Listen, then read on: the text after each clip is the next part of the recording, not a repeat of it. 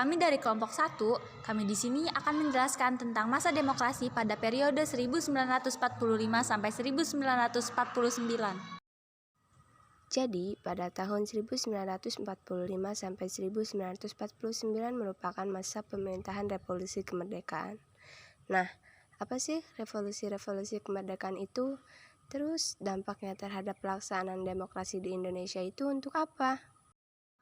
Revolusi kemerdekaan adalah sebuah konflik bersenjata dan pertentangan diplomasi antara Republik Indonesia yang baru lahir melawan Kerajaan Belanda.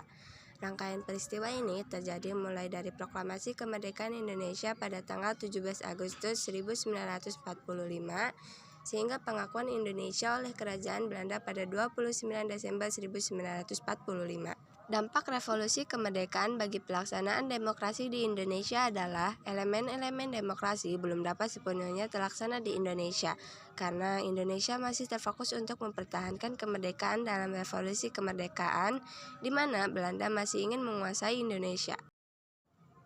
Pemerintahan pelaksanaan demokrasi di Indonesia pada periode 1945 sampai 1949. Pada masa ini, ternyata masih terbagi ke dalam dua periode, yakni A. 18 Agustus 1945 sampai 14 November 1945, di mana berlaku sistem pemerintahan presidensial.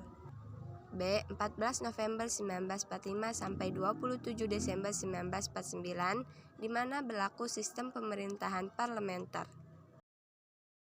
Latar belakang 1. Sistem pemerintahan presidensial. Sistem pemerintahan presidensial merupakan sistem pemerintahan negara republik di mana kekuasaan eksekutif dipilih melalui pemilu dan terpisah dengan kekuasaan legislatif. 2. Sistem pemerintahan parlementer. Sistem parlementer adalah sebuah sistem pemerintahan di mana parlemen memiliki peranan penting dalam pemerintahan.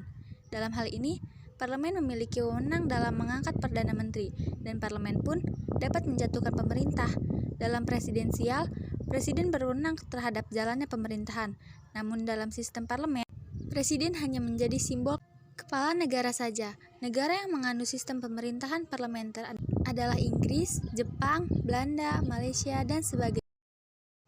Nah, sejak Agustus 1945 sampai 1949, Indonesia mulai memberlakukan Undang-Undang Dasar 1945. Sistem pemerintahan Indonesia adalah presidensial.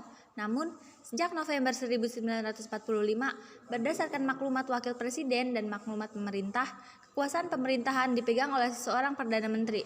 Hal ini merupakan awal dari suatu sistem pemerintahan parlementer. Sistem pemerintahan ini adalah sebuah penyimpangan ketentuan Undang-Undang Dasar 1945 yang menyebutkan pemerintah harus dijalankan menurut sistem kabinet presidensial, di mana menteri sebagai pembantu presiden. Jadi, sejak November 1945, sistem pemerintahan yang diselenggarakan di Indonesia berlainan dengan sistem pemerintahan yang ditentukan dalam naskah Undang-Undang Dasar 1945. Pelaksanaan demokrasi masa revolusi kemerdekaan 1945 sampai 1949. 1. Pemberian hak-hak secara menyeluruh. Para tokoh, pendiri, dan pembentuk negara sudah sejak awal punya komitmen yang sangat besar terhadap demokrasi.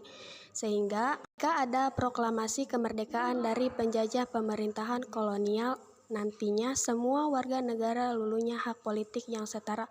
Hal ini dilakukan untuk menghindari diskriminasi berdasarkan ras, agama, suku, dan aspek daerahan.